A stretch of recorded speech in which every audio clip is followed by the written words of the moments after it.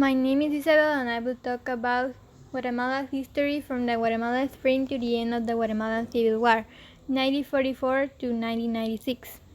The 1954 Guatemala coup d'etat, named Operation PBS Success, was a covert operation carried out by the U.S. Central Intelligence Agency (CIA) that deposed the democratically elected Guatemalan President Jacobo Arbenz and ended the Guatemalan Revolution of 1944-1954. It installed a military dictatorship of Carlos Castillo Armas, the first in a series of U.S.-backed authoritarian rulers in Guatemala. The Guatemalan Revolution began in 1944 after a popular uprising toppled the military dictatorship of Jorge Ubico. Juan José Arevalo was elected president in Guatemala's first democratic election. He introduced a minimum wage and near universal suffrage and turned Guatemala into a democracy. Arevalo was succeeded by Arbenz in 1951, who instituted land reforms which granted property to landless peasants. The Guatemalan Revolution was delayed by the United States federal government, which was predisposed during the Cold War to see it as communist. This perception grew after Arbenz had been elected and formally legalized the Communist Guatemala Party of Labor.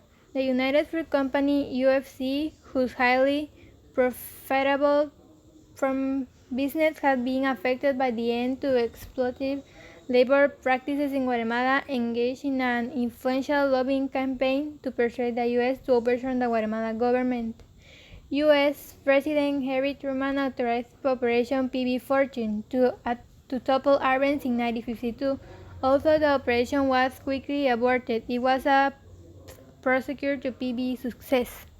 Dwight D. Eisenhower was elected U.S. President in 1952, promising to take harder line against communists.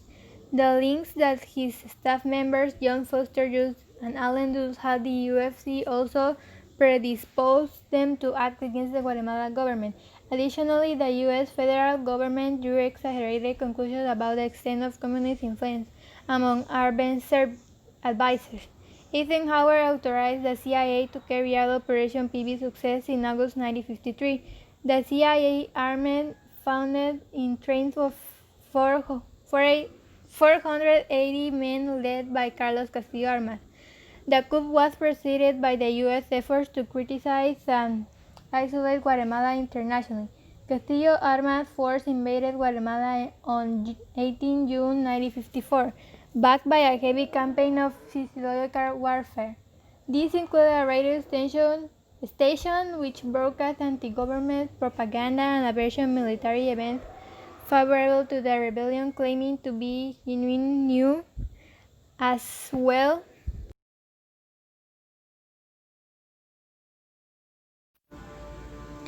as air bombings of Guatemala City, and a naval blockade of U.S. invasion intimidated the Guatemala Army, which eventually refused to fight. Arbenz briefly and unsuccessfully attempted to arm civilians to resist invasion before resigning on 27 June.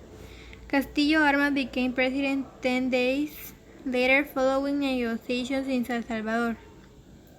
Described as the definitive death blow to democracy in Guatemala, the coup was widely criticized internationally and strained the long-lasting anti-U.S. sentiment in Latin America. Attempting to justify the coup, the CIA launched Operation PB History, which sought evidence of Soviet influence in Guatemala among documents from the Arbenz era.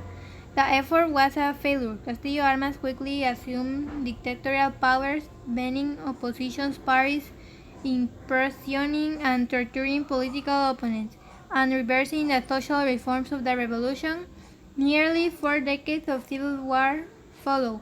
A leftist guerrilla taught a series of U.S.-backed authoritarian regimes whose brutalities include a genocide of the Maya people.